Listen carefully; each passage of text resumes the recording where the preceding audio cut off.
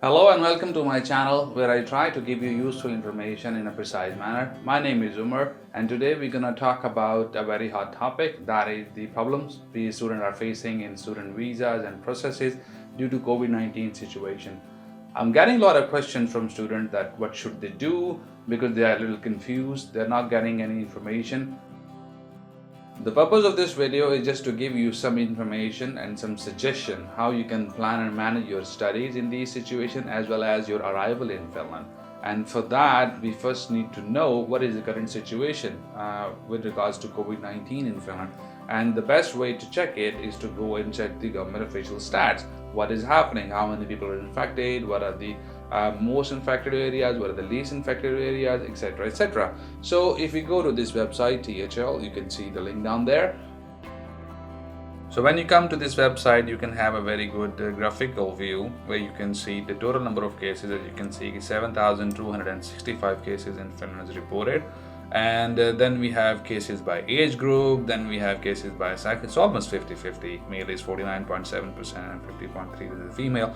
And then on the right side, you can see cases by municipality. So whichever university you are coming to study, you can just check the nearest municipality or exactly the municipality where your university is located, so you can get an idea.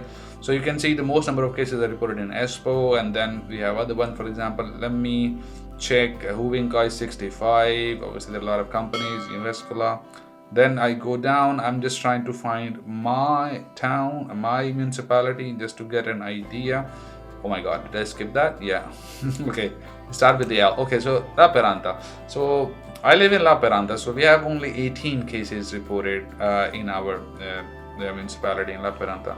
However, this is a very good map and graphical view. Here you can see the number of incidents, you can also see the number of cases. Now if you look at that, it is based on the region. So in North Karelia region, 27 cases. I live in this region, South Karelia, 24 cases. If you click on that, you get Kainu, 64 cases, and this one is North Ostrobothnia, you got 136. The majority of the cases is coming from these areas. As you can see, Helsinki and Uusimaa, 5,325 cases, which is like the major lot. Why? Because most of the people are living there, most of the companies are there, most of the population is there, more than half of the population lives there. So that's one reason. But this is a nice way you can check it, which area and city you are coming, and you can get an information about that. So, and then you can have the cases on the down there, cases per day and cumulative number of tested and the cases per day. Okay, so let's see the number of tests. So these are the tested specimens. You can see there is a sharp increase starting from February, March. There are more tests going on, and by now it's almost like reaching how much? 300,000 something tests. Yeah, so that's one thing. And then if you look at the cases, then this is a linear slope, I must say, starting from February, but now it's quite stable here. It's not going more upward, so that's one thing. So this is a very good view. You can really maximize it and check it, one particular area. You can get the real-time information from there. But if you wanted to know what's in brief, so the situation in Finland, again, it's on the THL website, the most trusted source. The reported cases is 7,262, tested samples approximately 261,400, a total of 329 deaths. So this is way lesser than many other countries in the world. Total number of patients in the care is like 19, intensive care is 1. So these are the updated figures. So you should keep an eye on. So what I'm trying to say is Finland is still safe to come to study and to live here, and they have taken some really good step in the very early stages.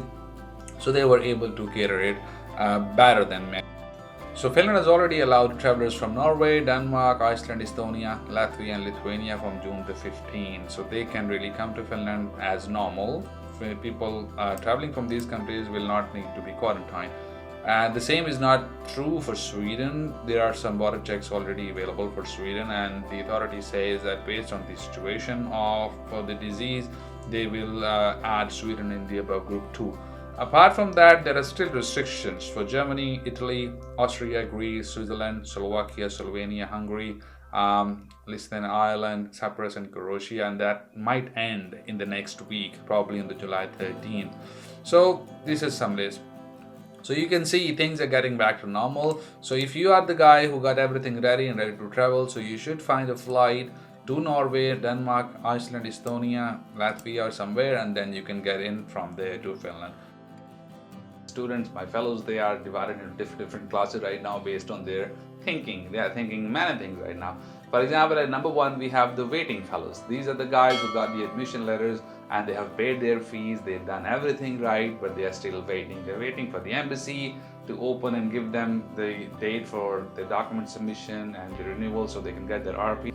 And then number two, we have those guys who are very confused, still not certain whether to pay the fee or whether to not pay the fee, whether to go on or whether not to go on, whether to accept the study place or to not accept the study place, etc., etc. So these are the guys who got the admission letter and that they're still thinking. I've seen people commenting in the groups and online places that whether we should pay the fee now or pay later. Boy, if you got the admission letter and they tell you have to pay the fee, then you have to pay the fee. And number three, we have those guys who I call the in-process fellows. These are those fellows who were very good, who did everything right on time, who got the admissions early, who even got the appointments early, who even submitted their documents and everything, and their visa is in process. So this is also another tough scenario where you don't know what's happening because you open the application and you see what's happening with my thing and it's like it's in process, it's in processing. So there can be many ways for that. First thing, you should know that it's July, it's already the summertime in Finland, so people are really relaxed, people are taking holidays and they are working very hard on your application. I can tell you, they are sorting the application, they are checking about your finances and everything, and they are really beating around and checking whether you should go to Finland or not. So you have to just wait. And I know it's not a good state to be in process because your heart is beating like crazy and you're thinking whether you're going or you're not going. But man, you gotta wait. I tell many times, I can't stress more on that. When it comes to Finland, you should have a big P in your life. That means patience. Then the interesting category, number four, we have the skippers, the excuses fellows who were not very willing to come to Finland, or they just had it as an option and now the things have gone that way. They're not getting any appointment from the embassy and things are not working their way. They just like, forget it. They really don't want it. They just want to leave it as it is. I have my favorite fellows, which are the committed fellows. These are the guys who are ready to do everything. Doesn't matter if they have full resources or they don't have it. Doesn't matter how the life goes, how the situation is becoming. They are committed that no, we're gonna come to Finland, we're gonna study, or we're gonna continue the study even if we are not coming to Finland. So those are the guys who are already enrolled in some online courses with the universities, and they are riding the train with them. That okay, we are with you. We have made up our mind. We have been on a board, so we are coming anyway. And then in the last, we have ready to go dude. These are the fellows who actually got their admission plus their visa is processed, so they have their resident permit, and now they are struggling to get the flights because it's not easy to arrive to Finland at the same way as it was before. So my advice to you guys is that you better look for a connection where you go to any nearest country with Finland have opened their borders with. For example, you can find a flight to Norway, you can find a flight to Denmark, and then get a connection from Denmark or Norway to Finland. Now the $1 million question is what to do in that situation where things are not getting back to normal life. So you have to do a few things. Number one is you need to stay updated with your university. You need to check their website regularly and you need to see what are the information and update they are posting. Obviously, it may vary from university to university. Some universities may ask you that you need to wait till the last moment, while some university may offer you right away that okay, the first semester you will be studying online and then we will see how the situation goes in the second semester.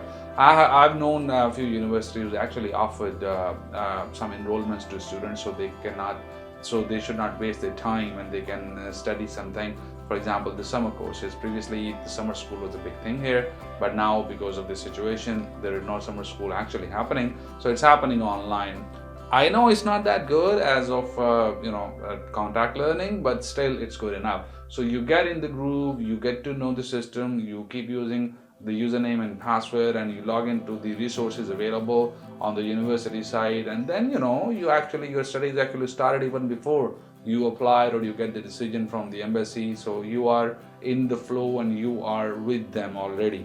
So that is one thing we should do. Second most important thing which I wanted you to understand, too much information is also not good. I have seen people who are asking everybody and everywhere. One guy who is posting almost on every groups and one guy who is like looking after and everywhere. So this is not going to help your cause. This is a pandemic situation and everybody is suffering from it. The whole economy is struck very hard with that. There are countries who are way worse than in Finland. In Finland we don't have that bigger thing of COVID-19 because people really take care of the SOPs and the government take some good steps in the very early stages. So things are much better. So what I wanted you to say is you have to stay relaxed and be patient and just go with the flow. You're not the only one here. It's not like you're gonna miss the bus and the bus gonna leave you without taking you. It's like everybody is feeling the heat. So you better stay relaxed, just stick to your university and the official information which you receive and be patient. But apart from that, what I can tell you, there is a big decision you have to make. What I would say if I would be at your place, that if this is too much to handle, if I have to wake up every day and I have to think and ask questions from people who actually don't know as you don't know, who are actually on the same place as you, and the embassies are not responding, you just get a very static generic response from the Finnish authorities, then you gotta make a decision that okay, it's too much for me. I can either wait and then don't ask anybody, just keep checking the news and update, so stay relaxed and wait. Or the second option is, yes, forget about everything, let me focus on something else so I can postpone this study plan or tour for the next year, and then you come for the next year. Or third option is, if you're really willing that okay, no, I can maybe find admissions again, or maybe I can look for another country, then obviously you can go for that. So what I'm trying to say is, rather than getting yourself frustrated, you should pick any option and you should make a decision and move on with your life, because this pandemic and this situation is not going to end in one day or so. We're going to live with it. So that's it for today. I hope you liked the video. It was just a suggestive video to tell you how you can plan your arrival and studies in these pandemic situations. Apart from that, I get most of the questions from students which are quite repetitive. So my advice to you, please go and explore other videos on the channel. You might find answers. And then still, if you have any question, you are more than welcome. You can comment in here, you can send me the email. I will try to answer with the best possible knowledge I have. Take good care of yourselves, stay safe, take care of the precautions. See you around.